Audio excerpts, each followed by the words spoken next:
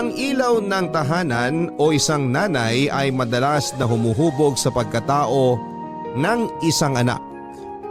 Sa pamilya kasi ay nanay ang mas madalas na sandalan at kinukuhanan ng lakas kahit na may mga oras na siya'y nanghihina na. Patuloy siyang nagpapakatatag hindi lamang para sa kanyang anak kung hindi para sa kanyang buong pamilya. Ang sulat na ating babasahin ngayong Sabado ay pinadala ng ating kabarangay na si Shane, isang anak na lumaking wala ng tatay. At parang wala na ring nanay kahit kasama niya ito sa bahay. Mula kasi nang magkaisip siya ay hindi siya nakaramdam ng kahit na anong pagmamahal mula dito. Puro pagmamadupit lamang ang naranasan niya mula sa kanyang nanay. Hanggang sa makaramdam siya ng pagmamahal mula sa kanyang naging nobyo na si TJ. At dahil sa kanilang relasyon ay maaga niyang mararanasan ang maging isang ina. Gusto mo na bang makilala si Shane at malaman ang malungkot na kwento ng kanyang buhay? Handa ka na bang mainis at maiyak sa sulat na ibabahagi niya?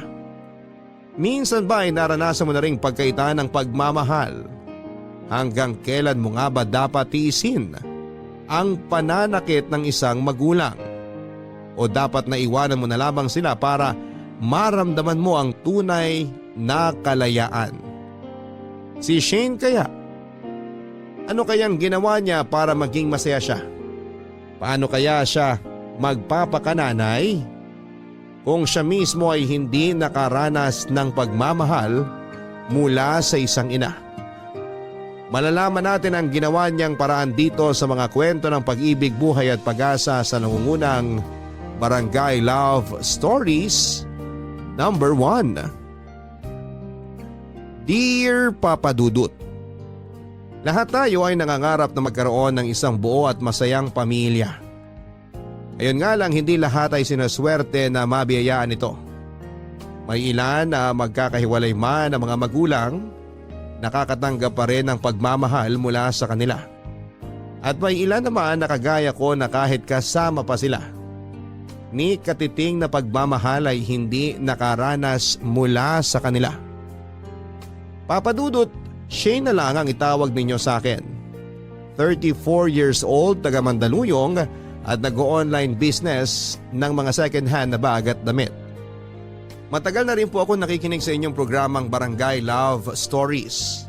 Nakaka-inspire kasi talaga ang mga kwento na ibinabahagi ninyo sa araw-araw. At gusto ko rin na maging isang inspirasyon sa karamihan itong sulat na ibabahagi ko sa inyo sa ngayon. Wala na akong nakagisnang tatay, Papa Dudut. Ang alam ko ay namatay siya dahil sa stroke noong ipinagbubuntis pa lamang ako ni nanay. Kaya mag-isa na lamang si nanay na kasama ko sa buhay. Kaya lang sa ilang taon na kasama ko siya, kailanman ay hindi ako nakaramdam ng pagmamahal mula sa kanya. Mula pagkabata ko hanggang sa maging dalaga ko, palaging sigaw at mura ang naririnig ko mula sa kanya. Minsan nga ay hindi ko maintindihan kung bakit ganon siya sa akin. Hindi ko maintindihan kung bakit parang ni katiting na pangunawa at pagmamahal ay wala siya sa akin, Papa Dudut.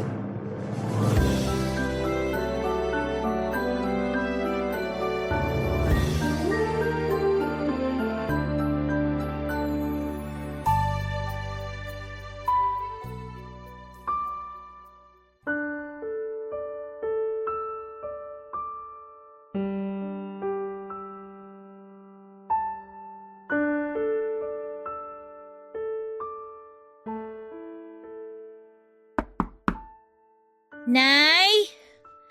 Nay, gising na po ba kayo? Nay? Ano ba yun, Shane? Ang aga-aga mo namang kumatok sa kwarto ko. Papasok na po kasi ako sa school. Eh di umalis ka na. Bakit kailangan mo pang istorbohin yung pagtulog ko? Nay, Ano ba kasi yon? Sabihin mo na lang na makabalik na ako sa pagtulog ko. hihingi po sana ako ng baon. Ay naku, wala akong pera. Huwag ka na munang pumasok. Sige na, magpalit ka na lang ng pambahay at huwag mo na akong abalahin. Ay, Oh, teka Nay, sandali lang po. ano na naman ba ba yun? Hindi po kasi ako pwedeng hindi pumasok ngayon. May exam po kasi kami sa isang major subject namin eh. Anong gagawin ko? Wala akong maibibigay na pera sa'yo. Nay, kahit po sana pamasahin na lang po. Hindi ka ba marunong makaintindi? Wala nga akong pera, kaya wala akong maiaabot sa'yo. Umalis ka na nga dito sa kwarto ko. Sinisira mo lang yung umaga ko eh. Nay, kailangan ko po talagang pumasok. Babagsak po ako kapag hindi po ako nakapag-take ng exam namin. Kung palad ko naman ang bumagsak dyan sa pisngi mo nang maintindihan mong wala nga akong pera. Ano bang akala mo sa akin? Bangko na anumang oras pwedeng magluwa ng pera sa'yo? Hindi naman po sa ganun. Bakit nangungulit ka pa dyan? Kasi po, hindi po talaga ako pwedeng hindi pumasok ngayon eh. Midterm exam na po namin mamaya. Mahahatak po pababa lahat ng grades ko sa SEM na to pag hindi po ako nakapag-exam. Ano nga gagawin ko? Wala akong maiaabot sa'yo, ubos na yung pera ko. Di po ba araw po ng sweldo nyo kahapon? Oo nga, pero naubos ko na rin sa tong-its kahapon. Pasalamat ka nga, nadalhan pa kita ng hapunan kagabi. Tapos hahanapan mo pa ako ng pera ngayon? At saka bakit ba nagpupumilit ka pang pumasok? Mag-aasawa ka lang din naman. Nay, hindi po ako mag-aasawa hanggat hindi ako nakakapagtapos ng pag-aaral. Sus! Sinabi ko rin yan noon. Nasan ako ngayon? Nang dahil sa'yo, hindi ako nakapagtapos ng pag-aaral ko at patapon na ang buhay ko. Kaya wag nang ipilit yung pag-aaral na yan. Dahil sigurado ako na hindi ka rin naman makapagtatapos. Mag-aasawa at magkakaanak ka rin ng maaga kagaya ko. Hindi ko po gagawin yun, Nay. Kaya nga po pinipilit kong igapang ang pag-aaral ko dahil gusto ko po talaga makapagtapos ng kolehiyo. Palagi ko pong minemaintain na mataas ang grades ko para hindi po mawala sa akin yung scholarship ko. Ngayon, sinusumbat mo sa akin yung ginagawa mo. Sino bang pumilit sa'yo na magpatuloy ka dyan sa lintik na kolehiyo na yan? Di ba ikaw lang din naman? Tapos ngayon pahihirapan mo ko. Para rin naman po sa inyo itong ginagawa ko, Nay. Kapag nakapagtapos po ako ng pag-aaral, makakahanap po ako ng maayos na trabaho. At kapag nangyari po yun, mas magiging magaan na po ang buhay natin. Pwede ba, Shane? Itigil mo na nga yung mga panaginip mo na yan. Masyado ka ng ambisyosa. Sigurado naman ako na hindi mangyayari alinman dyan sa mga sinabi mo. Malis ka na nga. Isa pang pangungulit mo sa akin, babagsak na talaga tong palad ko dyan sa pagmumukha mo. Nang magising ka sa pagiging ambisyosa mo. Alis na!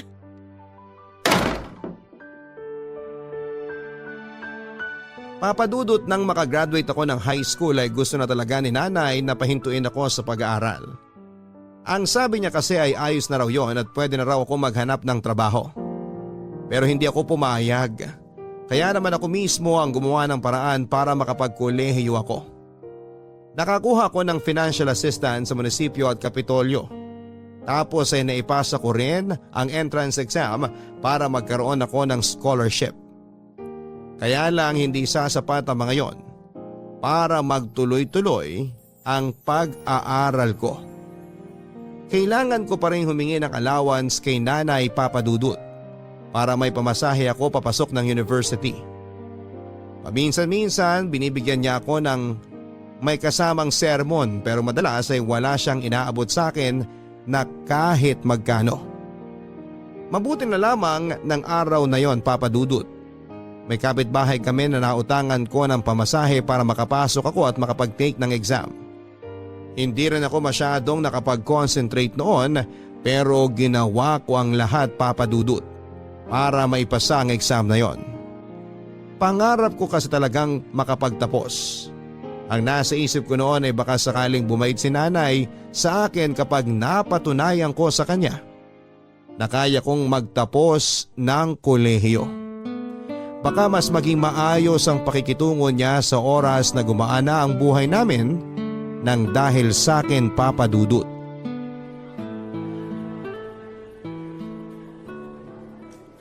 Shane, nandito ka lang pala sa labas ng gym.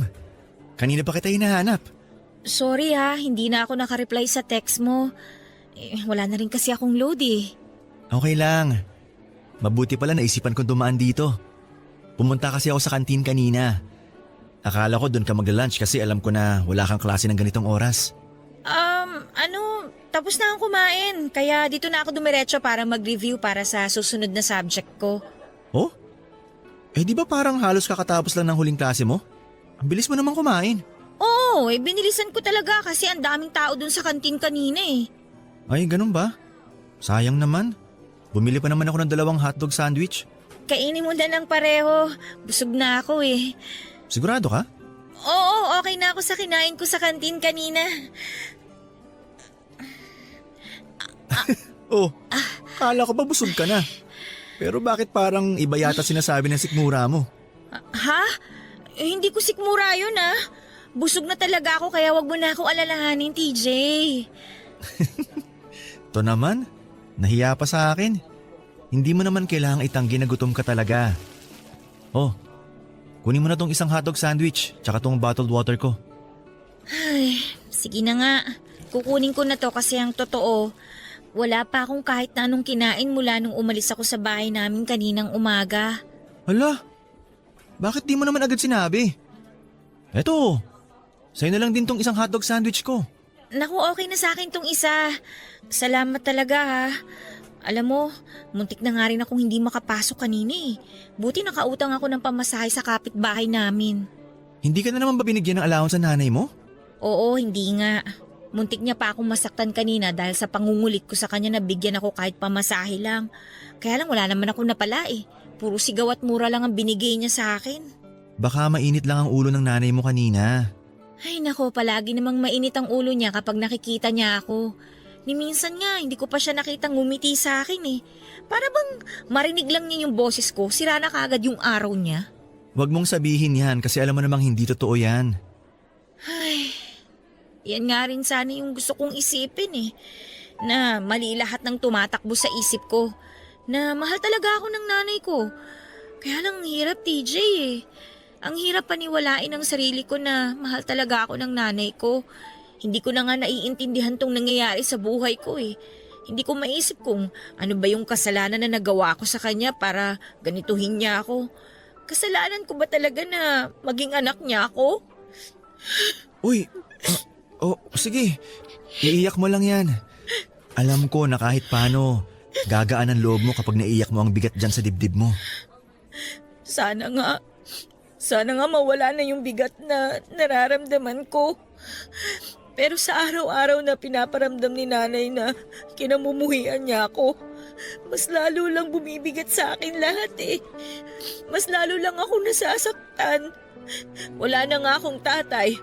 Tapos kasama ko nga yung nanay ko pero ni minsan, hindi ko naman naramdaman na minahal niya ako bilang anak niya.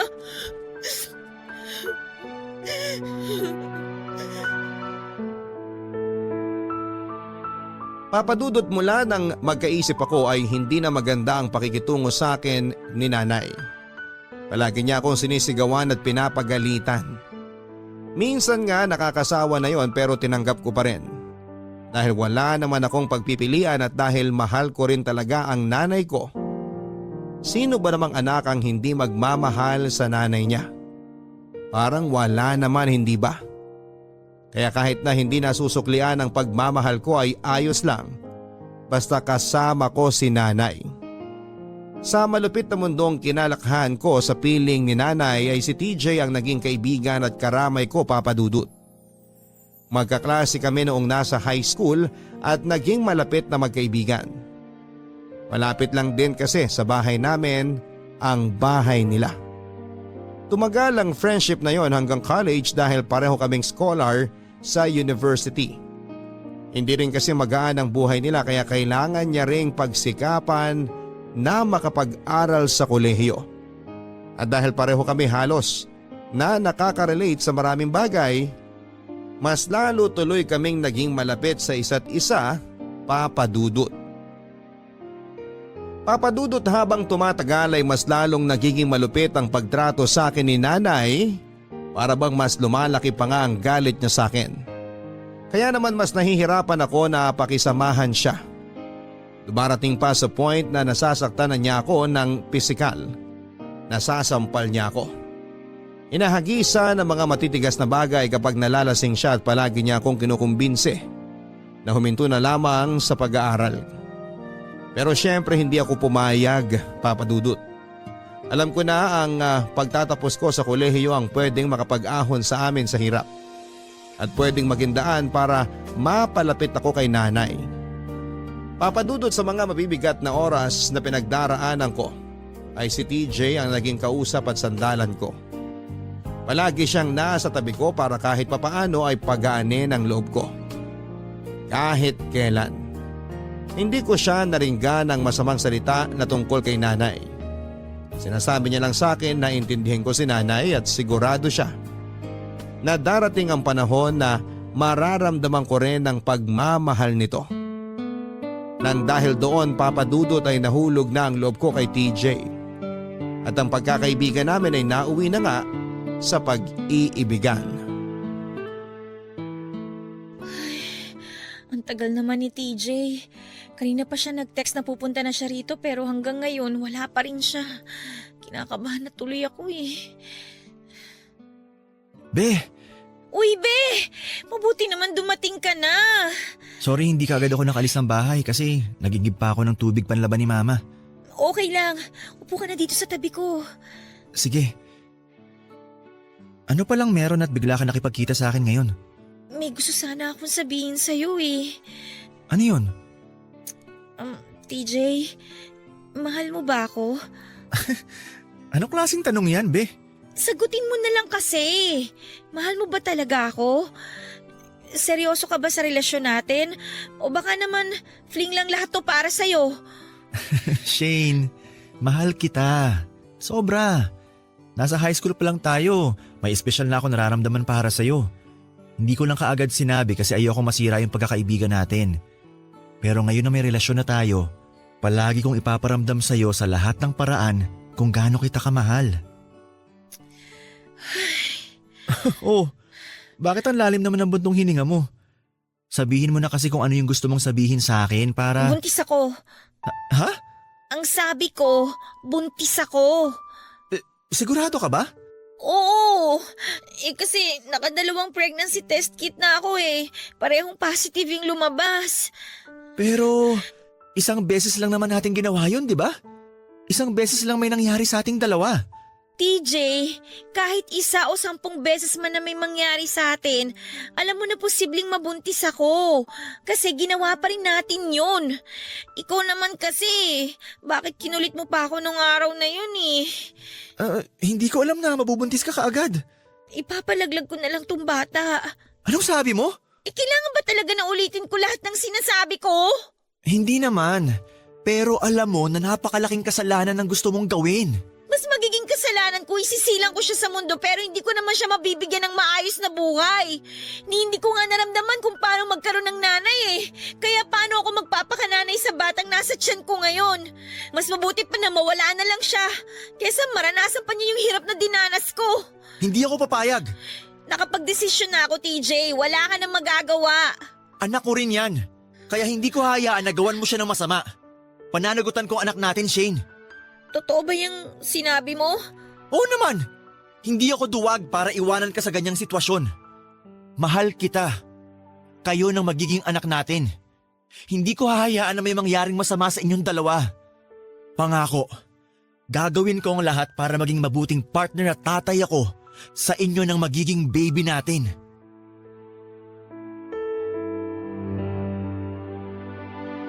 Papadudot hindi ako makapaniwala sa sinabi ni TJ noon. Akala ko talaga kapag nalaman niya ang tungkol sa pagbubuntis ko, hindi niya ako pananagutan.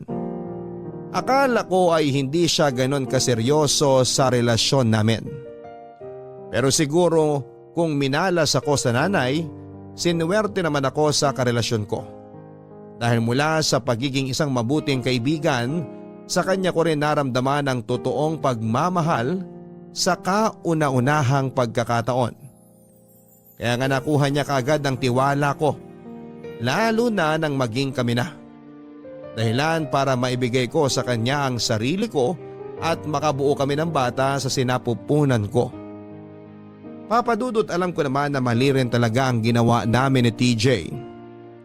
Yung may mangyari sa amin kahit pareho pa kaming nag-aaral noon. Pero nandun na kami sa sitwasyon na yon at hindi na namin mababago pa. Kaya nga nasa isipan ko talaga para maitama ang lahat ay ipalaglag na lamang ang batang nasa sinapupunan ko. na labis namang tinutula ng boyfriend ko. Sobrang mali rin talaga ang bagay na yon na naisip ko. Pero hindi ko na kasi talaga alam ang gagawin ko noon. Mabuti na lamang at buo ang loob ni TJ na panagutan ang ipinagbubuntis ko, Papa Dudut. Be, mag-juice ka muna Salamat. Ayos ka lang ba? Oo naman, syempre. Ikaw ba, be? Ang totoo, hindi masyado eh. Kinakabahan ka ba? Hindi. Mas lamang yung takot na nararamdaman ko ngayon. Kasi sigurado ako na sobrang magagalit si nanay sa akin eh. Huwag kang mag-alala. Ano man ang mangyari, hindi kita iiwan. Kaya nga nandito ako ngayon sa bahay nyo para harapin ang nanay mo at patunayan sa'yo na hindi ko tatakasan ang responsibilidad ko. Salamat talaga, Be ha. Hindi pa rin ako makapaniwala na pananagutan mo tong pinagbubuntis ko. Anak natin ang baby na nandyan. Kaya hindi ko siya tatakasan. Ay, pauwi na rin siguro si nanay. Baka mamaya nandito na rin yun. Ay, Be, nandyan na si nanay. May nagbukas na ng gate sa labas eh. Sige. Handa na akong kausapin siya. Ay, buwisit na araw to. Aga na ubos sa toong its ng pera ko Oh, nandito ka pala TJ. Magandang hapon po, tita. Walang maganda sa hapon dahil natalo lahat ng pera ko sa toong its kanina. Ba't ka ba nandito? Gusto ko po sana kayong kausapin. Tungkol naman saan? Alam mo, kung balak mong ligawan niyang si Shane, hindi mo na kailangang magpaalam sa akin. Kasi wala rin naman akong pakialam. O siya, bahala na kayo sa mga buhay niyo. Gusto ko na magpahinga sa kwarto. Nay, sandali lang po. Ano ba kasi yon? May gusto po kasi kaming sabihin ni TJ. Alam mo ikaw, lalo mo lang binibuisit yung araw ko eh. Huwag mong sabihin buntis ka at yun ang gusto niyong sabihin sa akin ngayon. Ay, tinamaan kayo ng lintik. Buntis ka nga, Shane. Umami ka sa akin. Ano? Nay, sorry po. Hayop kang bata ka? Kinukulit-kulit mo pa akong payagang ka mag-college? Tapos magpapabuntis ka lang din naman pala? Kahit kailan talaga wala kang naidulot na maganda sa buhay ko! Dapat sa'yo, kinakalbo! Napakalandi mo! Napakalandi mo, bata ka! Baka po kumapano anak namin! Tama na po! Kumalama lang po kayo, tita! Isa ka pa! Akala ko kaibigan ka lang ng anak ko? Tapos bubuntisin mo lang pala siya? Alam nyo, mabuti pa lumayas na kayo dito sa bahay ko! Layas! Halika rito! Lumayas ka! Dahan naman po! Hirap na akong buhayin ka? Tita! Tapos magdadagdag ka pa ng palamunin? Iba rin talagang takbo ng utak mo, no? Umalis ka na dito bago pang tamangalbot makalanggan palabas ng bahay na to! At ito ang tatandaan mo, ha? Kahit kailan, ayoko nang makita yung pagmumukha mo! Huwag na huwag kang magpapakita sa akin! Kati-kati mong bata ka? Sana talaga, noon pa lang namatay ka na!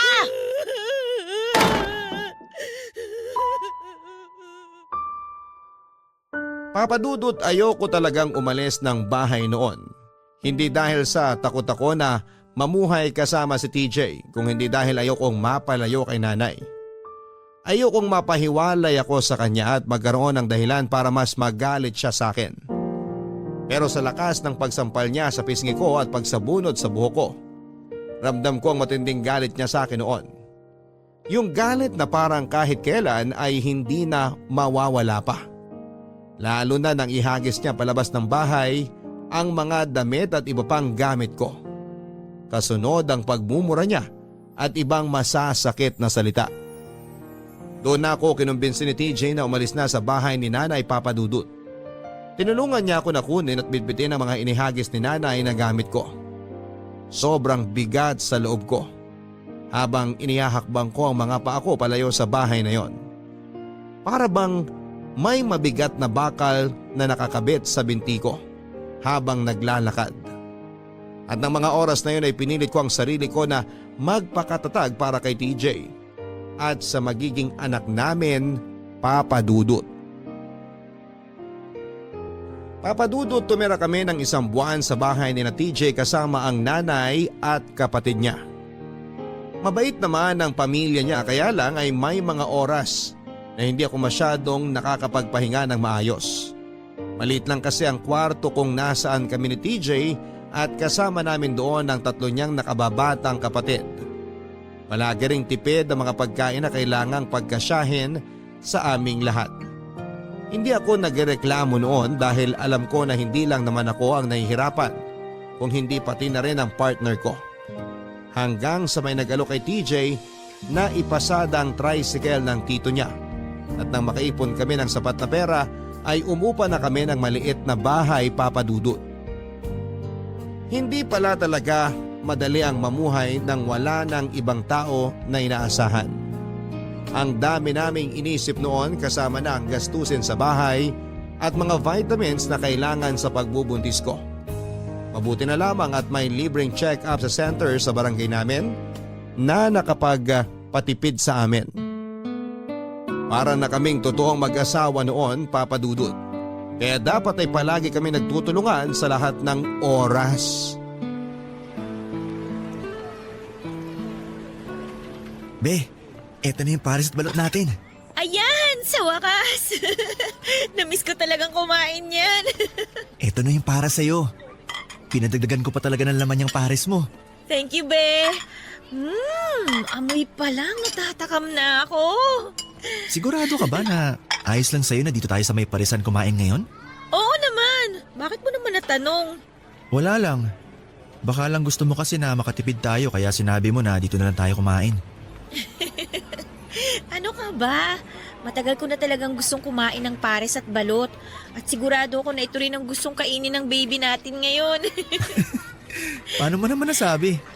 Paano kasi 'di ba ang sabi nila, kung ano raw yung gustong kainin ng nanay na nagbubuntis, yun din daw yung gustong kainin ng baby na nasa sinapupunan niya. Kaya sigurado ako na pareho kami ng gustong pagkain ni baby. Ganun pala yun? Ngayon ko lang nalaman yun ah. Narinig ko lang din yun sa center na pinagpapacheck-upan ko. Pero be, thank you ah. Para saan? Sa pagdala ko sa'yo dito sa parisan? Oo, kasama na yun. Nagulat nga ako nung niyaya mo akong kumain ngayon sa labas eh. Hindi na kasi natin masyadong nagagawa to. Tsaka may extra naman akong pera kaya niyaya kita mag-date tayong dalawa ngayon. Kahit na dito lang. Alam mo, ang swerte ko talaga sa'yo, be. Kaya thank you talaga ha. Thank you kasi hindi mo kami pinababayaan ng magiging anak natin. Mahal kita, pati na rin ang baby natin. Kaya gagawin ko ang lahat para maiparamdam ko sa inyong pagmamahal na yon. Ayun nga lang, pagpasensya nyo na lang muna sana kung ano lang yung kaya kong ibigay sa ngayon. Be, lahat ng ginagawa mo para sa amin ni baby, sobrang pinagpapasalamat ko na yon. Nag-uumpisa pa lang naman kasi tayo, kaya marami pa tayong pagsubok na pagdadaanan sa buhay. Alam mo, na-realize ko na hindi pala talaga madali ang bumuo ng pamilya. Tama ka dyan, be. Pero alam mo, wala akong pinagsisisihan sa nangyari sa ating dalawa, lalo na dito sa baby na nasa tiyan ko. Aaminin ko na natakot talaga ako nung umpisa. Pero ngayon nakasama na kita at saka malapit na akong manganak, wala na akong ibang nararamdaman kundi puro saya na lang. Oh, bakit parang naluluha ka na, be? Hindi ah. Hindi raw. Pero malapit nang tumuloy ang uhog mo. Sira. Natutuwa lang naman ako kasi sa dinami-dami ng lalaki sa mundong to, ikaw pa talagang binigay ng Diyos sa akin. Bakit? Ayaw mo ba? Siyempre gusto ko. Sakto nga eh.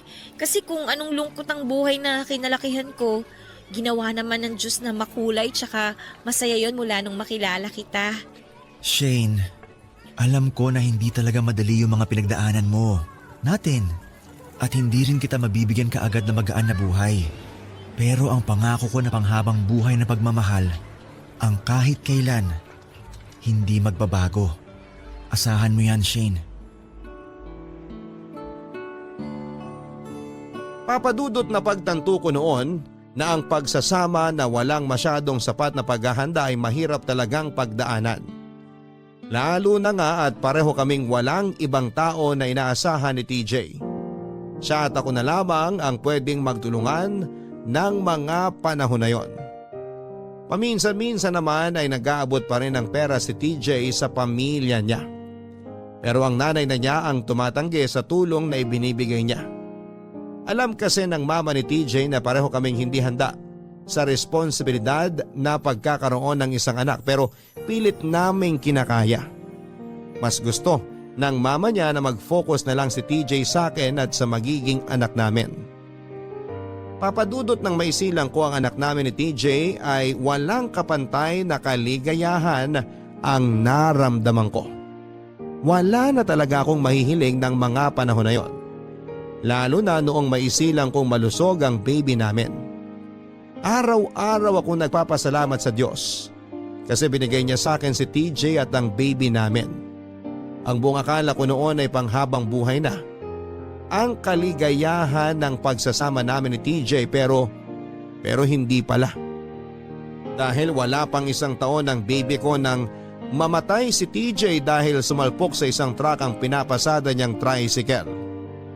Nanagot naman ang truck driver sa nangyaring aksidente at nagbayad para sa pampalibing ni TJ. Kaya hindi na ako nagsampa pa ng kaso sa kanya. Mula noon ay mag-isa ko nang tinaguyod ang buhay ng anak ko, Papa Dudut. Sobrang hirap ng naging buhay ko doon pero pinilit kong kinaya ang lahat. Hanggang sa magkasakit ang anak ko na kaagad kong dinala sa ospital. Nagkaroon siya ng diarrhea at pabalik-balik na lagnat. Kapos na ako noon sa pera at napakaraming gamot ang kailangang bilhin para sa kanya. Doon na ako naglakas ng loob na umuwi ng bahay ni nanay at humingi ng tulong sa kanya, Papa Dudut.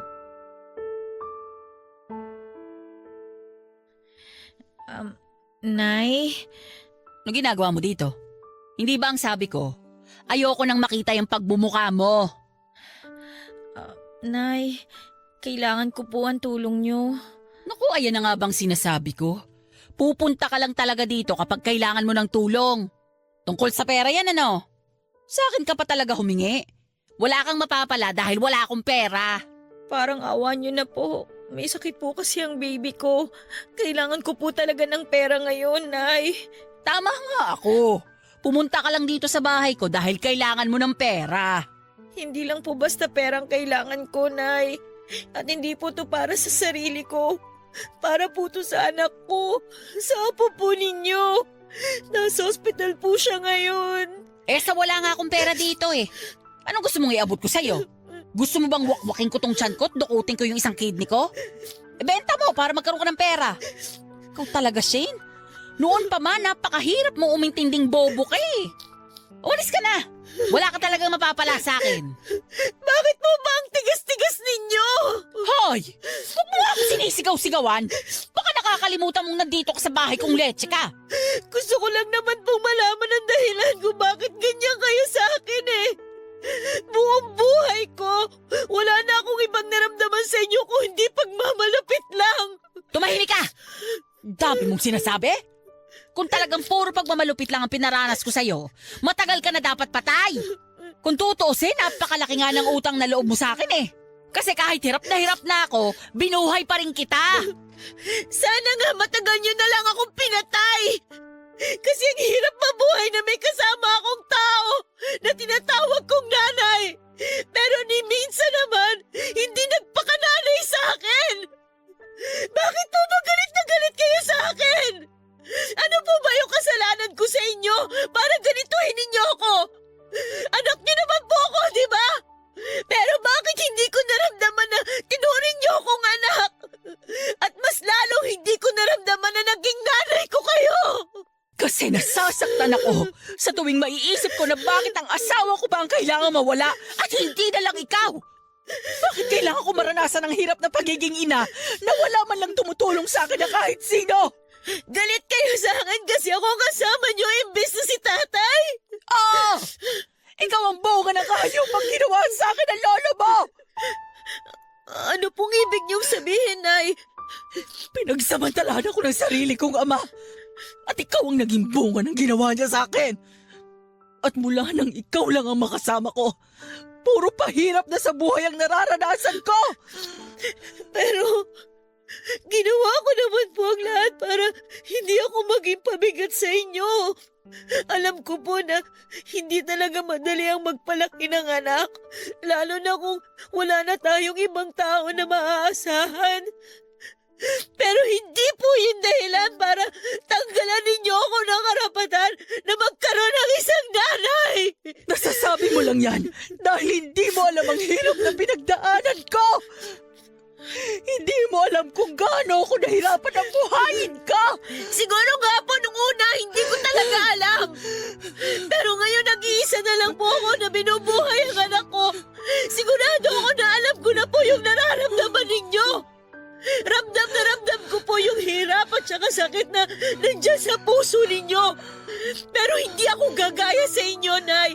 Hindi ko aalisan ang karapatan ng anak ko na magkaroon ng nanay pagkatapos niyang mawalan ng tatay. Gagawin ko ang lahat para maiparamdam sa kanya na kahit ako na lang ang kasama niya, hindi mawawala yung pagmamahal ko para sa kanya. Ipaparanas ko sa baby ko yung pagmamahal na kahit kailan hindi ko naranasan mula sa inyo.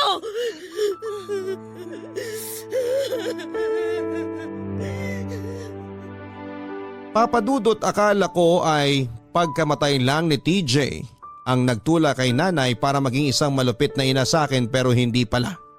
Dahil hindi kaagad natapos doon ang pagtatalo at sumbatan naming dalawa. Hanggang sa ikwento na nga ni nanay na hindi pala talaga ako anak ng lalaking napangasawa niya. Anak ako ng ama ni nanay na nagsamantala sa kanya noon. Nobyo niya raw si tatay nang mabuntis siya ni lolo ko. Doon na raw sila nag-decide ni tatay na magtanan at panagutan ang pinagbubuntis ni nanay. Kahit na hindi niya ako totoong anak. Plano na raw kasi ni nanay na ipalaglag talaga ako, pero si tatay lang ang pumigil sa kanya. Nagtana na nga noon si tatay at nanay at lumayo sa lugar ni na lolo Papadudut. Pero nakarating pa rin sa kanila na namatay nang mag-isa sa bahay si lolo dahil sa atake sa puso. At bago pa ako mga ipanganak ay si tatay naman ang namatay, dahilan para muling maramdaman ni nanay ang hirap ng nag-iisa sa buhay. Yun daw ang naging dahilan kung bakit ni minsan ay hindi siya naging masaya na kasama niya ako. Dahil naisip niya raw na sana hindi niya na lang ako binuhay at baka raw mas masaya pa ang pagsasama nila hanggang ngayon ni tatay kung eto raw ang nabuhay at hindi ako Papadudut. Grabe ang mga nalaman ko noon, Papadudut. Hindi ko alam na bunga pala ako ng pagkakasala. Kaya pala ganoon na lamang din ang galit sa akin ni nanay, kasi sa akin niya binunto ng galit na para kay lolo na nagsamantala sa kanya. Pero wala naman akong kasalanan. Hindi ko ginusto na mabuhay sa mundong ito at maging anak niya. Hindi ko ginusto na mabuhay ng walang nararamdamang pagmamahal mula sa nanay na kinalakhan ko.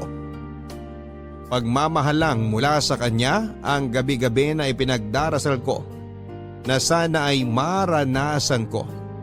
Pero kailanman ay hindi nangyari noon. Papadudot, pagkatapos kong makipagtalo kay nanay ay dumiretso ako sa bahay ng pinsan kong si Tina. Anak siya ng pinsan ni mama at naging schoolmate ko noong high school.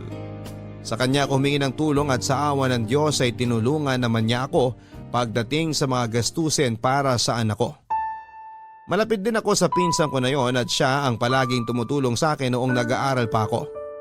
Kaya labis ako nagpasalamat sa kanya kasi hindi siya napagod na tulungan ako, Papadudut.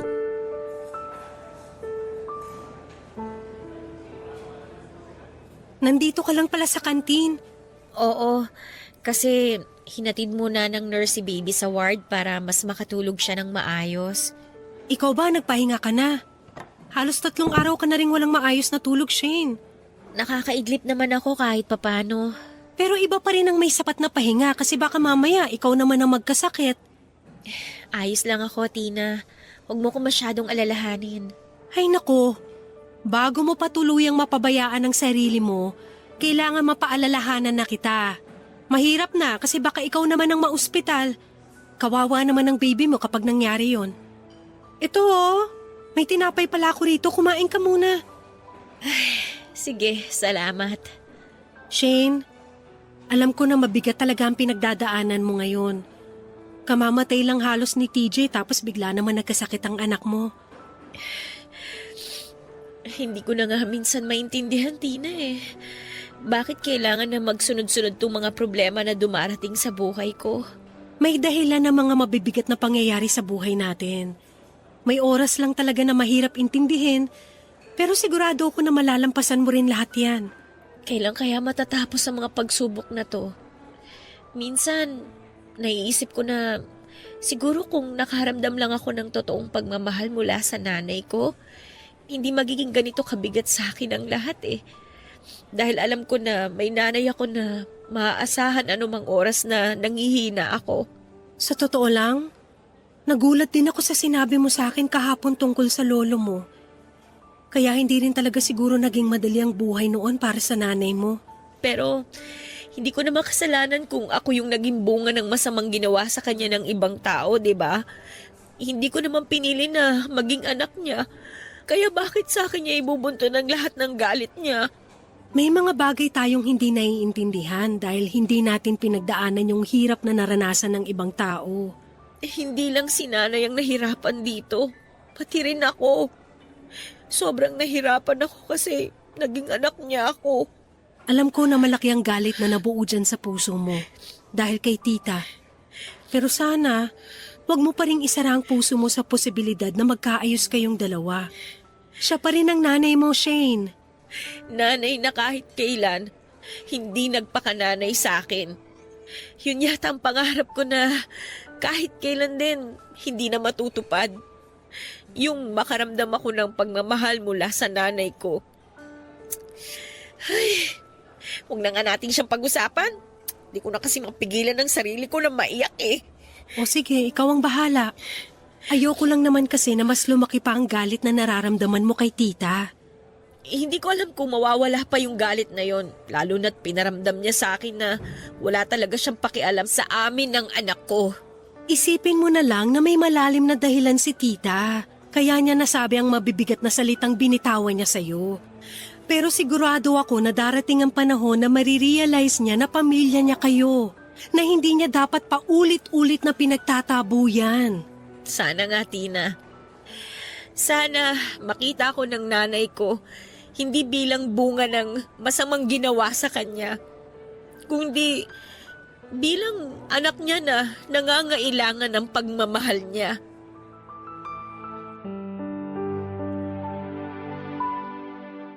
Papadudot dahil sobrang gipit na talaga ako noon at naawa na ang pinsan kong si Tina sa kalagayan ko. Kaya patuloy niya akong tinulungan. Doon niya muna ako pinatuloy sa apartment na tinitirhan niya kasama ang baby ko. Binigyan niya pa ako ng maliit na puhunan para makapagsimula ako ng online business ko ng mga damit at bag. Madali kong naayos sa mga yon dahil nasa bahay lang naman ako madalas. Tapos naasikaso ko pang anak ko habang nagnenegosyo ako. Papadudot pakiramdam ko ay doon na nagsimulang maging mabait sa akin ang panahon dahil nagtuloy-tuloy na kahit paano napagaanin ang buhay ko. Naging maganda kasi ang resulta ng pag-online business ko. Lalo na at maraming kaibigan at kamag-anak ang sumuporta doon. Hanggang sa hindi ko namalayan na may 1 taon na rin pala ang lumipas. 1 taon nang magaan kahit papaano ang buhay ko kasama ang anak ko at si Tina. Ayun nga lang, may bagay pa rin na patuloy na bumabagabag sa loob ko. Yun ay ang nanay ko na halos 1 taon din akong walang naging balita, papadudot. Ay, grabe. Nakaupo rin sa wakas. O ito ang juice oh, uminom ka muna. Ayun, salamat. Kanina pa nga ako nauuhaw eh. Paano ka naman hindi mapapagod at mauuhaw? Non-stop ang pagkilos mo mula nung magsimula ang birthday party ng anak mo. Ang dami rin kasing batang dumating kaya natuwa ako. Uy, Tina, thank you nga pala sa inyo ng mama at kapatid mo ha. Sobrang laki na naitulong nyo sa pag-aayos nitong birthday party ni baby. Wala yun. Alam mo naman kung gaano kamahal ni mama ang anak mo. Kita mo nga at ayaw niya pang bitawan hanggang ngayon si baby oh. Sabik na rin daw kasi siya magkaapo kaya bigyan nyo na raw siya. Nako, Matagal pa yung magiging apo niya sa amin. Wala pa nga kaming boyfriend pareho ng kapatid ko eh. Ayun lang. Maghanap muna kayo ng mabo-boyfriend ninyo. Ay, pero, Tina, salamat talaga ha. Para saan?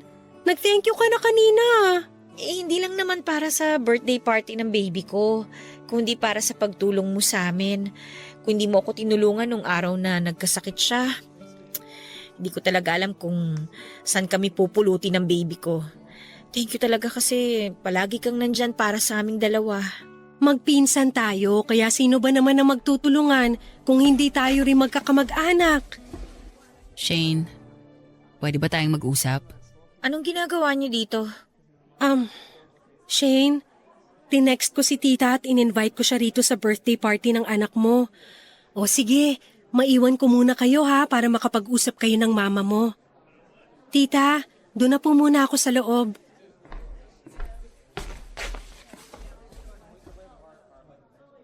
May dala nga pala akong regalo para sa apo ko.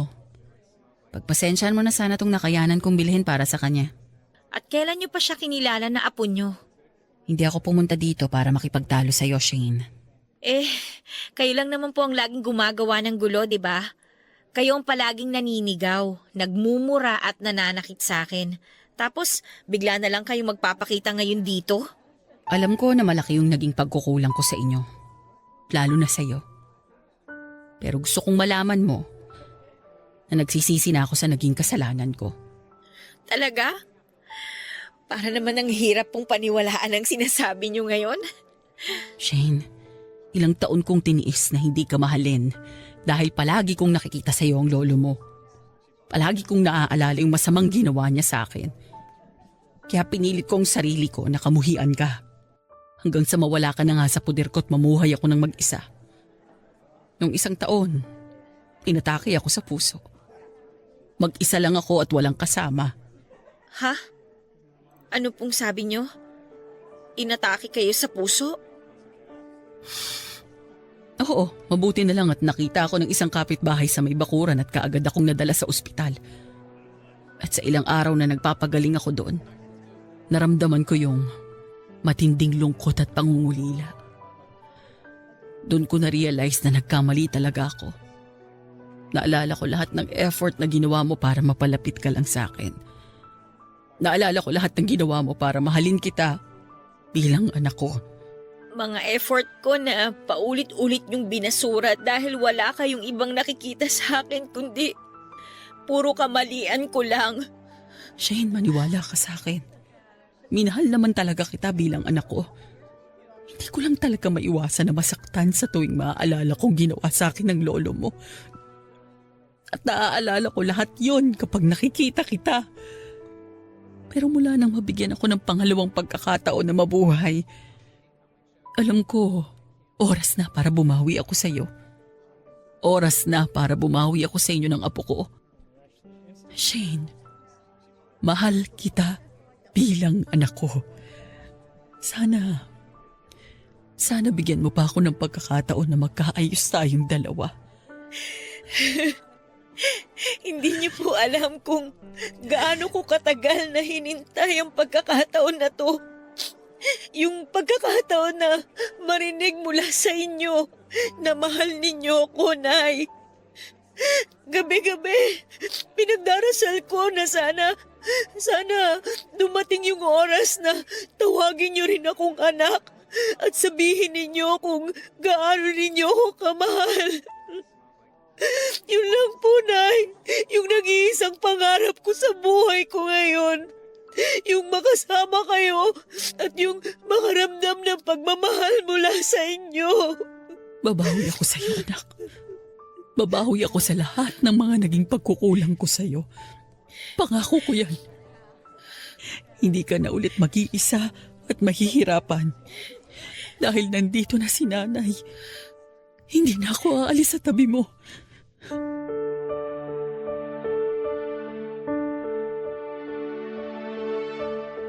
Papadudot aaminin ko na sobra ang bigat at galit na nararamdaman ko noon kay nanay. Hindi naman kasi biro ang lumaki at mabuhay ka nang may kasama kang pamilya. Pero hindi naman pamilya ang turing sa'yo. Ilang taon akong nabuhay nang walang kahit na anong pagmamahal na natatanggap mula sa kanya. Walang pagmamalasakit o pag-aaruga. Tanging galit lang talaga ang nararamdaman ko mula sa sariling nanay ko, na naging dahilan para lumaki ng lumaki ang kinikimkim kong sama ng loob sa kanya. Ganon pa man papadudot ng araw na yon ay nag-decide ako na kalimutan ang lahat ng hinanakit ko noon sa kanya. Lalo na nang marinig ko mula sa kanya sa kauna-unahang pagkakataon ng salitang anak at pagmamahal. Hindi madaling kalimutan ang sakit at sugat na ginawa niya sa akin dahil sa ilang taon na pagsasama namin na puro pagkamuhi lang ang pinaramdam niya. Pero handa akong pilitin na paghilumin ang sugat na yon para tuluyan na kaming magkaayos ni nanay. Yun naman kasi talaga ang matagal ko ng pangarap. Ang maramdaman ng tunay na pagmamahal mula kay nanay. Papadudot na tapos ang pag-uusap namin ni nanay na parehong basa ng mga luha ang pisngi namin at sa mahigpit na iyakapan. Mas naiyak si nanay nang makita at mayakap niya ang anak ko sa kauna-unahang pagkakataon. At nang linggo rin na yon ay lumipat na kami ng tirahan ng anak ko sa bahay ni nanay. Wala nang paglagyan ang saya noon ng puso ko, papadudot. Dahil tinupad ni nanay ang pangako niya sa akin na babawi siya sa amin ng nanay ko. Araw-araw niyang pinaparamdam sa amin ang pagmamahal niya. Nagtulungan kami sa mga gastusin at gawaing bahay. Ngayon ay mas malago na ang aking online business at napayos ko rin ang bahay ni nanay bilang pasasalamat sa kanya. Papadudot, salamat sa pagbibigay oras na mabasa itong sulat ko. Sigurado ako na may aral itong naiwan sa ating mga kabarangay na nakapakinig ng aking kwento. Kahit na hindi naging madali ang buhay ko noong umpisa, ang mahalaga ay pareho naming natutunan ni nanay na magpatawad at paghilumin ang sugat ng nakaraan. Yun ang naging daan para maiparamdam namin sa bawat isa ang tunay na pagmamahal. Hanggang dito na lang muna ang inyong forever kapuso at kabarangay, Shane.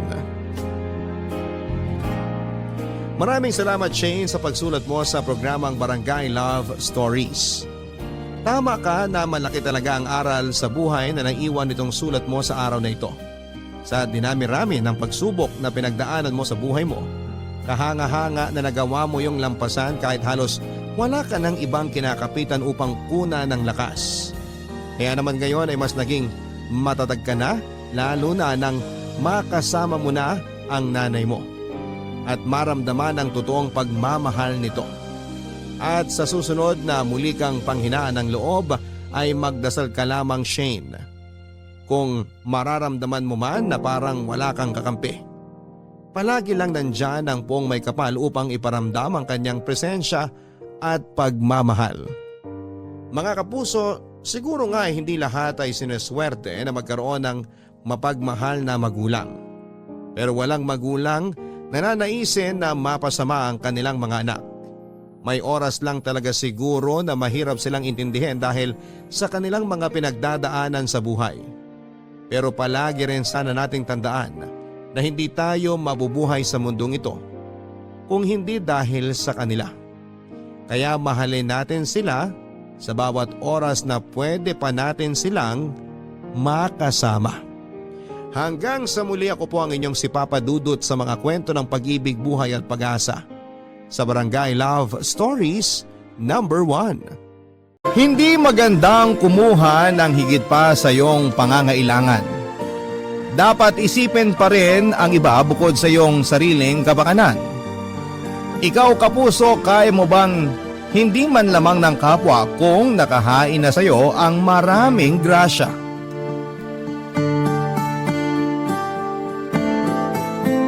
Dear Papa Dudut, sobrang init noon at halos nasa dulong parte na ako ng linya. Umaasa ko noon na sana ay may maabutan pa ako kahit itlog lang na panlaga. Pinagmasdan ko ang mga taong nasa pila at tulad ko ay alam kong nagdarasal din sila noon na sana ay may maabutan pa silang maiuwi mula sa community pantry na yon, Papa Dudut. Ito po ang kwento ng aking pagpila noon sa community pantry kasama ang aking anak na si Nika. Ako nga pala si Cheryl, 40 years old at isang single mom dito sa Dagupan. Mula noong nauso ang community pantry ay wala kaming ibang ginawa ng aking 18 anyos na anak na si Nika kundi ang pumila at umasang may makukuha mula sa mga ibinibigay ng ibang may kaya. May learning disability po si Nika. Hindi naman apektado ang pananalita niya pero sadyang mabagal ang progress ng kanyang isipan.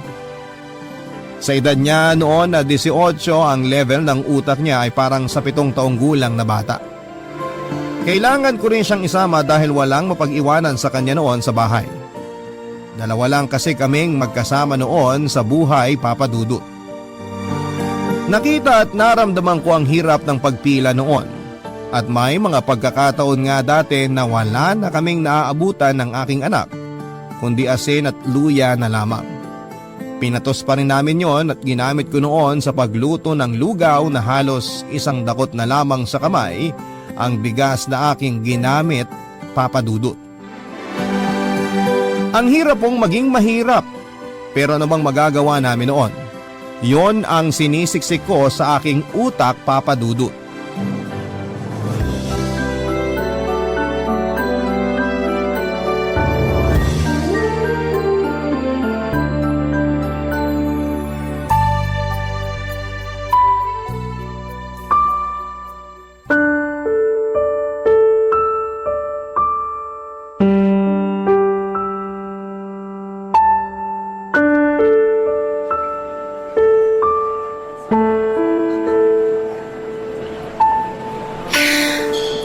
Ma, Ano yun, anak? pwede na po ba tayong umuwi? Kanina pa po kasi tayo dito. Ang init-init. Para na pong nasusunog tong braso ko, oh. Hipan-hipan mo na lang muna, anak. Mawawala rin yung init na yan. Gusto ko na rin po kasing umuwi. Ang sakit na po kasi ng paa ko. Gusto ko na po sanang umupo. Konting tiis na lang, nak. Malapit na tayo. Ipagdasal mo na lang sana may makuha pa tayong bigas at konting gulay sa community pantry. Ano po ba yung community pantry? Bakit po ba may ganyan? Wala naman po tayong pinipilahang ganyan dati eh. Ang community pantry ginawa para sa mga nangangailangan tulad natin. Tayong mahihirap, Hindi ko pa rin po maintindihan, Ma. Bakit mahirap lang? yaman. Lagi tayong kinukulang sa pera. Kaya ginawa ang community pantry na to para yung mga may kaya magbahagi sila ng blessings nila para sa mga katulad nating nangangailangan. Ano po ba yung mga nakalagay doon na pwede nating kunin, Ma? Lahat ng nakalatag sa mesa pwede nating makuha. Pero dapat yung kailangan lang natin ang kunin natin. Yung itlog po, ilan po yung pwede nating kunin? Kung para sa ating dalawa, sapat na yung 2 o 3. Depende sa iluluto ko mamaya. Ano po ba yung meron pa? Di po kasi makita eh. Ang dami kasi nakapila. Humaharang sila sa akin eh. Merong instant noodles, gulay. Kanina may prutas dyan pero mukhang naubos na rin. Teka ano pa? Ayun, meron ding asukal, patis, kape, at face mask. Ayun anak, dapat pala makakuha tayo ng face mask kasi hindi pa ako nakakapaglaban nung sa atin. May pera rin po ba doon, Ma? Minsan meron. Depende yan anak sa magbibigay. Pwede po bang magsulat doon ng gusto natin? Para yun na lang po yung ibigay nung mayayaman. Naku anak, hindi pwede. Kung ano lang yung kayang ibigay ng may kaya, yun lang ang dapat nating tanggapin at kunin. Magpasalamat na lang tayo at meron pa ring mabubuting puso na handang tumulong kahit hindi naman kailangan. Ma, Ano yun anak? bakit po ba tayo mahirap?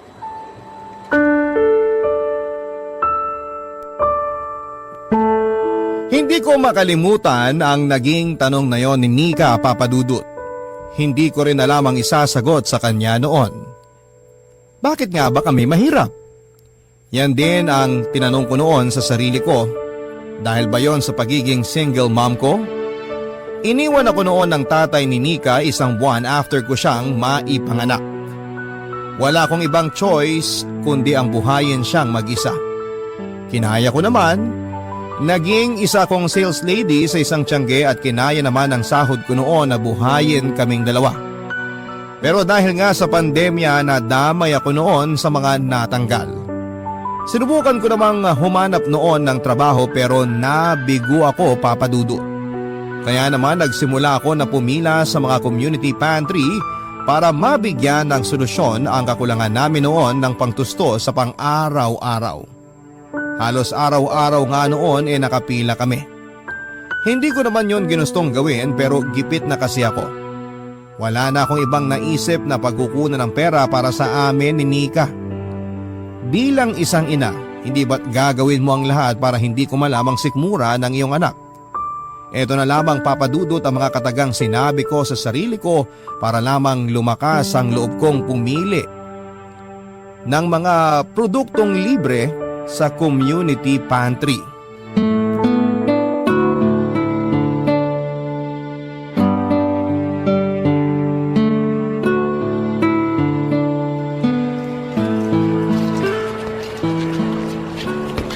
Ma, Ano yun? bakit po kailangan nating pumunta sa ibang barangay para makapila sa community pantry nila? Wala na po ba yung sa barangay natin? Nakita mo naman kanina na konti na lang ang natira doon, di ba?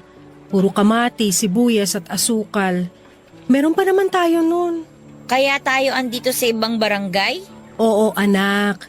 Balita ko kasi mas marami yung binibigay dito, tapos kukonti lang yung mga nakapila. Mas makakapili pa tayo kumpara ron sa barangay natin.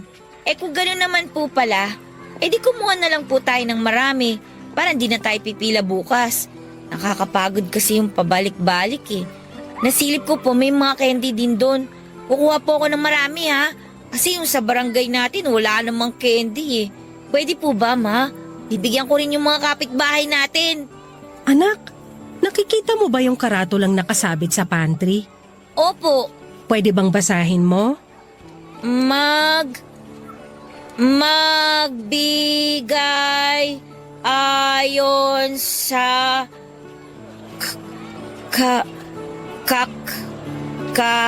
kakayahan. Kumuha batay sa pangangailangan. Magbigay ayon sa kakayahan. Kumuha batay sa pangangailangan. Tama po ba, Ma? Alam mo ba kung bakit nila nilalagay yan dyan? Hindi po. Ibig sabihin lang niyan, ang dapat mo lang ibigay ay yung kaya mo. At para naman sa mga kukuha, dapat di sobra. Kunwari, kukuha ako ng noodles para sa atin. Ang kaya lang naman nating ubusin 2 o kaya 3 noodles. Yun lang dapat ang kunin ko. Pero kasi, Ma, gagamitin naman natin yung sobra para sa ibang araw. Para di na tayo laging nakapila dito. Nakakapagod din kasi. Alam kong nakakapagod pero kailangan nating magtiis. Hindi lang tayo ang mahirap at nangangailangan. Marami ring iba na dapat makakuha dyan, hindi lang tayo.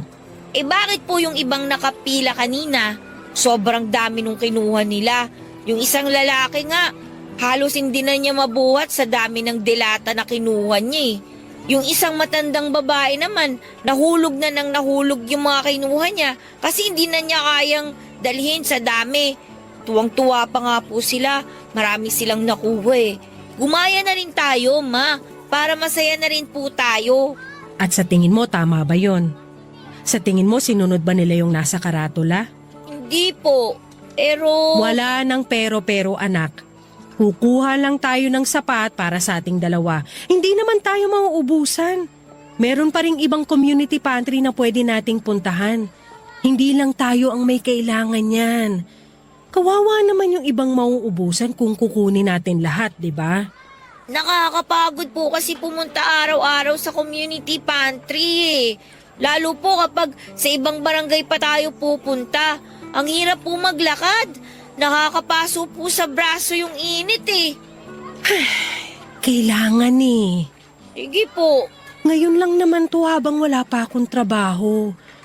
Pasensya na anak ha at kailangan mong magtiis. At kung kailangan mong pumila rito imbes na maglaro na lang sana.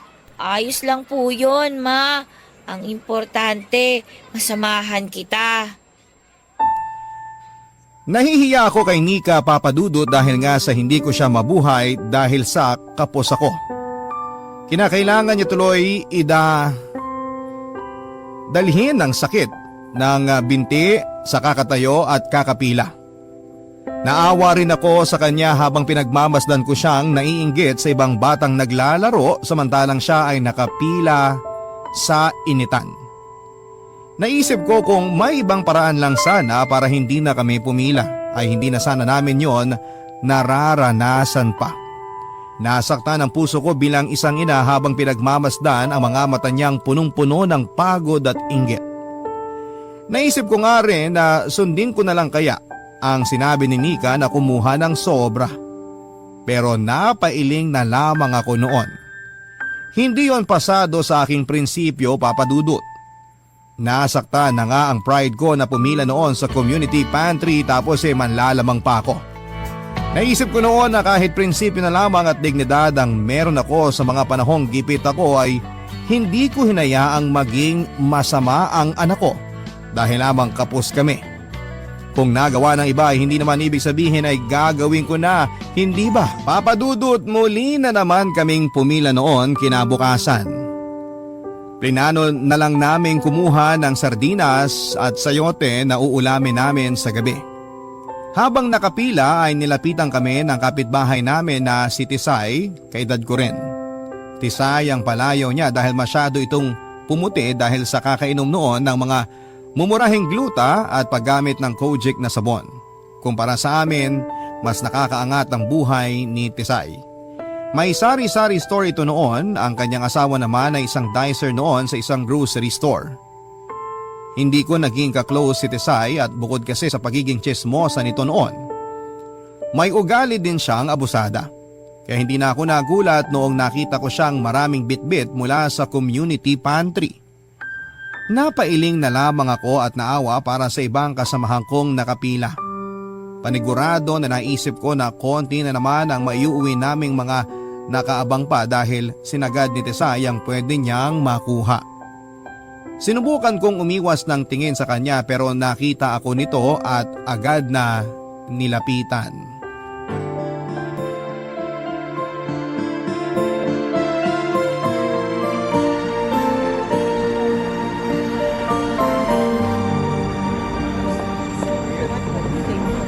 Cheryl! Oh, Tisay. Mukhang nakarami ka sa pantry ah. Naku, pangatlong balik ko na nga to eh. Di ko nga alam kung bakit ako kumuha ng asin at itlog eh. Marami namang ganito sa bahay. Grabe naman. Nagtatlong balik ka talaga? At bakit hindi? Libre naman yun para sa lahat ah. Pero paano naman yung ibang nakapila rin? Marami rito kanina pa nakaabang. Tingnan mo yung mga nasa harapan ko. Halos nanunuyo na yung balat dahil sa init ng panahon. Sus, marami pa namang nakalatag doon. Kung sakaling maubusan sila, pwede pa rin naman silang bumalik kinabukasan ah. Marami namang magbibigay. Di nauubusan ng mayaman sa mundo, Cheryl. Masama po yan, Ate Tisay. Anong masama? Yung kumuha ng sobra. Dapat magtira pa rin tayo sa ibang nangangailangan. Aba, ay sino naman nagsabi sa'yo niyan? Si mama ko po. Binasa niyo po ba yung karatula sa pantry? Kumuha lang batay sa pangangailangan. Eh marami akong pangangailangan eh, kaya marami rin ang kinuha ko. O, di ba? Binatay ko lang sa kailangan ko. Lusot! Eh bakit po kayo kumuha ng itlog at asin kung sinabi niyo po kanina na hindi niyo naman kailangan yan? Eh kasi... Hey nako, Cheryl, kung ano-ano ang tinuturo mo sa anak mo. Pati ako nangungunsumi sa pag-i-explain eh. Tama naman siya. Dapat di ka kumukuha ng sobra. Nakakaawa naman yung hindi pa nakakakuha. Marami pang nakapila. Paano kung mas kailangan nila yan kesa sa'yo? Yung asin, yung itlog, marami ka pa niyan. Baka pwedeng ibalik mo na lang para makuha ng ibang mas may kailangan. Eh, di pumunta sila sa ibang community pantry. Dun sigurado, di sila mauubusan ng asin. Yung pagod kasi ang pinag-uusapan dito. Mahirap yung pumila ka at mag-uubos ka ng lakas at oras para rito, tapos pagdating mo sa pantry, wala ka na pala makukuha. Nakakasama yun ang loob sa totoo lang. Kaya wag nyo na pong ubusin. Ibalik nyo na po kahit 4 na itlog lang po. Please po, para makakuha din kami. Alam mo, Nika, pasalamat ka, cute ka at nasa mood ako. Pero bilang mabuting kapitbahay, ibibigay ko na lang sa inyo ang 3 itlog na to. Masarap yan ihalo sa noodles. Meron pa ako nakitang noodles doon, mga 8 pa yata. Sana maabutan nyo. Salamat po, Ate Tisay. At ito pa, may ituturo ako sa inyo kung sakaling magbago lang ang isip nyo at ang prinsipyo nyo. Ano po yun? Ayos na, Tisay. Salamat na lang dito Kailangan huwag ka magsusuot ng magara. Dapat itsurang mahirap ka talaga para kahit kumuha ka ng marami, hahayaan ka nila. Eh kasi nga kailangan mo, di ba? Mukhang kailangan mo. Pwede ka rin magkwento ng kahirapan mo. Pwede kang mag-imbento ng sasabihin mo para kaawaan ka nila. Tingnan mo, sila pa ang magkukusang magbigay ng marami sa'yo. Pwede po pala yun, Ma. Hindi naman kailangan gawin yan, Tisay. Hindi magandang gawain yan. Ayaw naming mang-abuso. Ano ka ba naman, Cheryl? Eh sa ating dalawa, dapat ikaw nga ang gumagawa nito at hindi ako. Alam kong wala ka ng trabaho ngayon at kailangan mo to. Concern lang naman ako sa'yo at sa anak mo. Kung di ka kukuha ng sobra, paano ka? O siya, mauna na ako. May pupuntahan pa akong ibang community pantry mamaya pag naiuwi ko na lahat ng to. Nainis ako kay Tisay at nahilan niya noon si Nika sa mga kalokohan at pagiging abusada niya. Kaya nga ayaw ko noon na lumapit-lapit si Nika sa kanya dahil alam kong wala itong maidudulot na maganda sa anak ko. Ilang beses akong kinumbinsin ni Nika na sundin namin ang ginawa ni Tisay. Pero ilang beses ko ring sinabi sa kanya na hindi namin yon kailangang gawin. Opo, mahirap kami. Pero hindi naman ibig sabihin noon ay mga abuso na kami. Naisip ko lang na nakakahiya naman sa mga namimigay kung sobra-sobra naman kami sa pagkuha.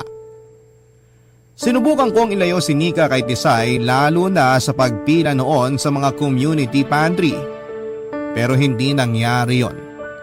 Nakasabay ko pa rin siya ng ilang beses at talagang pinaninindigan niya na kumuha ng kukuha kahit na hindi naman niya talaga totoong kailangan. Wala akong ibang nagawa noon kundi ang magdasal na sana ay hindi niya malason ng tuluyan ang utak ng anak ko. Ayoko magaya si Nika sa iba naming gahaman at hindi na naisip ang kapakanan ng iba na kapitbahay. Gusto ko noon na kahit kabuti ang loob lamang ang maiambag ko sa anak ko, pero naging imposible yon dahil kay Tisay.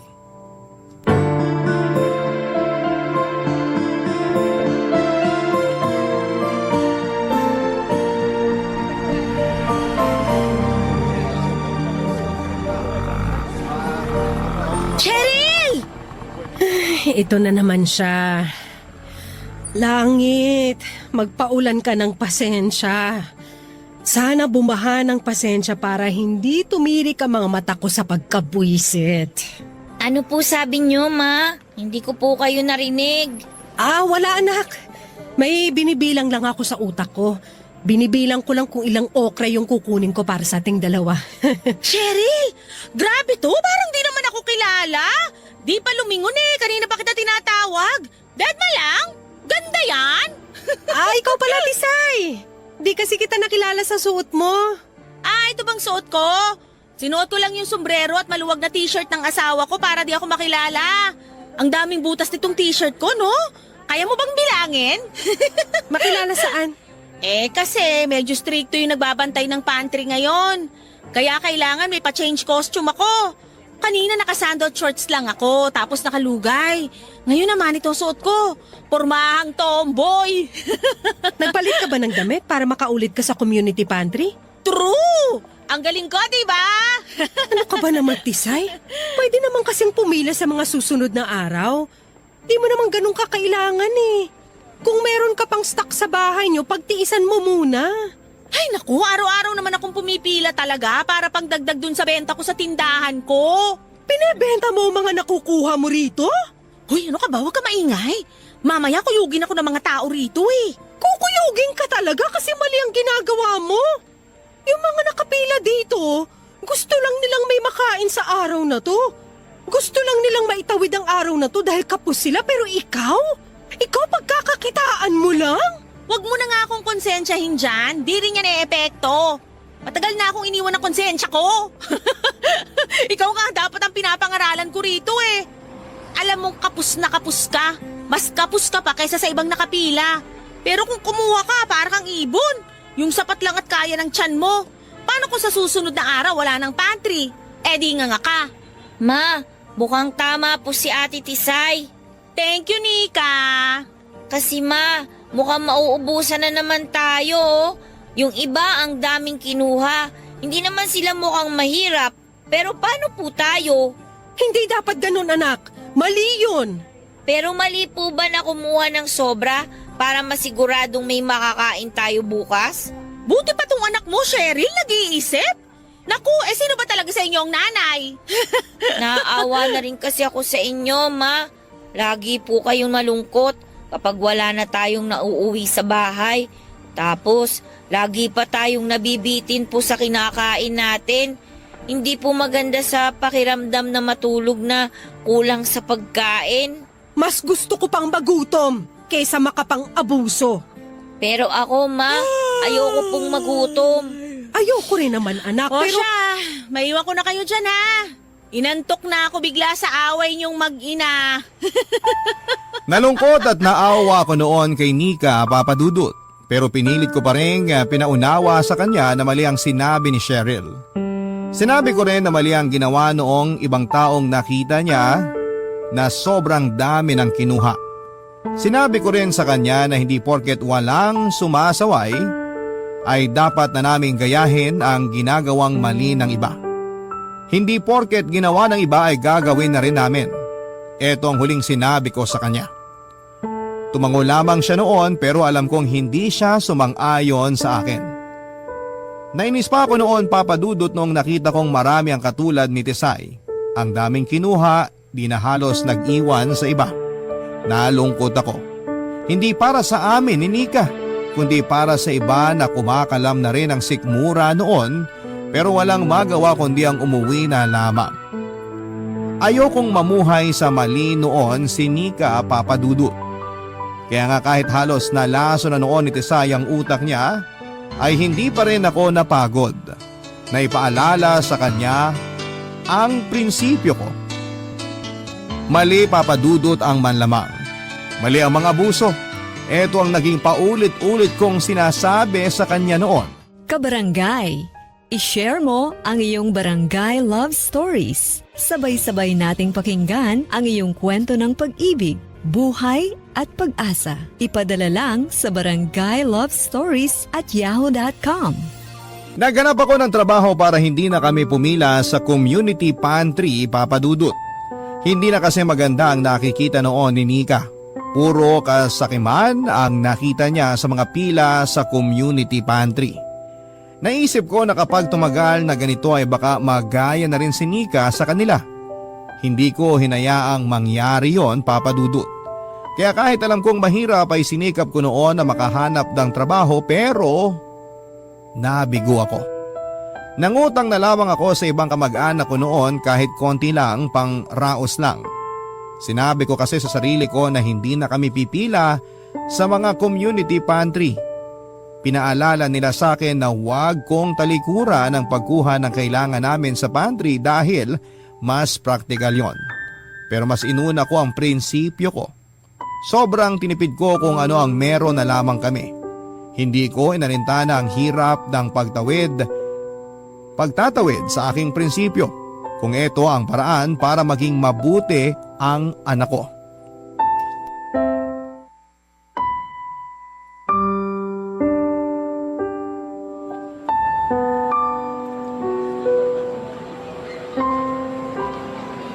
Ma, Oh, bakit po hindi na tayo pumipila sa mga community pantry? hindi naman natin kailangan. May natitira pa tayong pera rito. Kapag naubos na po ba ang pera natin, babalik na tayo sa pagpila? Kailan po kaya? May naisip na po ba kayong kukunin natin? Hindi ko pa alam, anak. Umila na kaya tayo, ma. Tapos ipunin natin yun para may imbak tayo. Kuha na tayo ng marami. Parang si Ate Tisay. Tutulungan naman kitang magbuhat, ma. Pwede nga po yung tinuro ni Ate Tisay eh. Yung mauuna po kayong pumila. Tapos ako naman yung susunod sa inyo. Para makarami tayo. Hindi iisipin ng nagbabantay na iisang bahay lang tayo. Tsaka po, isuot natin yung mga sirang damit natin. Makakatulong po yata yun. Di ba paulit-ulit kong sinasabi sa'yo na mali ang manglamang? Mali ang mang-abuso at mali ang manloko? Parang hindi ka naman natututo. Pero ma, kailangan din kasi natin yun. Alam ko namang konti na lang ang pera mo dyan eh. Gusto ko lang naman pong hindi na kayo mamroblema kung ano yung pagkakasyahin yung pagkain natin sa araw-araw. Nanay ako. Alam ko kung paano pagkasyahin kung ano man ang meron tayo. Huwag ka nang masyadong mag-alala dyan. Tulungan mo na lang ako maglaba mamaya. Sobrang nipis na po ng sabon. Bimpo na lang po at 3 panty siguro ang kakayanin nun. Umutang ka muna sa tindahan. Sabihin mo bukas ko babayaran. Doon po sa tindahan ni na Ate Carol, hindi na daw po sila nagpapautang ngayon, ma. Bukas na lang tayo maglaba. Kapag may sobra sa ipang bibili ko ng pagkain natin mamaya, bibili tayo ng isang sabon. Teka, may sabong panligo pa naman tayo, di ba? Makapal-kapal pa yon, baka pwedeng yun na muna ang gamitin natin para hindi na tayo matambakan ng labahan bukas. Ay, Oh, bakit? nalulungkot po kasi ako, ma. Kasi? Kasi mahirap po tayo. Kailangan natin laging magtiis, magtipid. Nalulungkot ako na puro tayo lugaw. Nalulungkot ako kasi, kasi wala kayong masyadong pera sa bulsa nyo. Makakaraos din tayo, anak. Matapos lang ang pandemyang ito, promise ko sa'yo hindi na lugaw ang laging kakainin mo. Bakit po kasi tayo mahirap, ma? Bakit yung iba naman mayaman? Hindi naman yata tama yun. Anak, ang importante, namumuhay tayo ng... Marangal. Alam ko na po yan, ma. Lagi niyo pong sinasabi sa akin yan. Pero paano naman po yung gutom natin? Mabubusog ba tayo kapag araw-araw tayo magiging mabuti?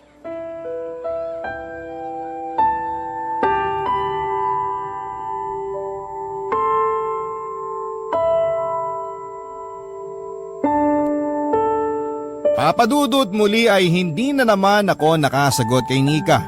Matalinong bata po si Nika at alam kong marami itong nalaman sa kanyang paligid kahit sa murang edad niya. Kaya nga naging maingat ako sa kanya sa pinapakita ko.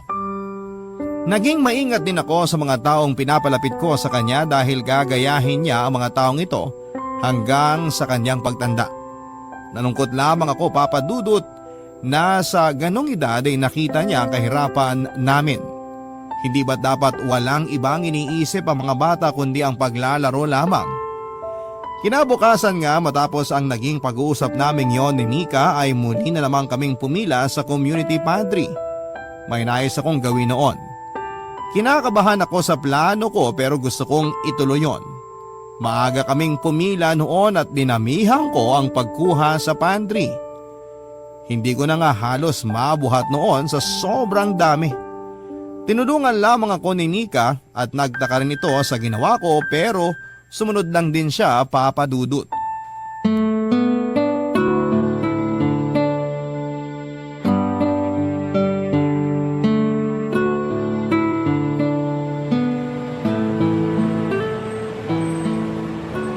Ma, bakit po ang dami ata nating kinuha ngayon sa community pantry? Ayos lang yan, anak. Hawakan mo mabuti ang mga nakuha mo. Kaya ko naman pong dalhin to. Tara na po. Maya-maya, hintay pa muna tayo ng konti. Bakit po? Pipila pa po ba tayo? Nakita nyo naman pong wala na halos natira sa mesa ng pantry. Nakuha na nga po yata natin lahat eh. May hinihintay lang ako. Hindi na tayo pipila, dito lang tayo sa gilid. Sige po.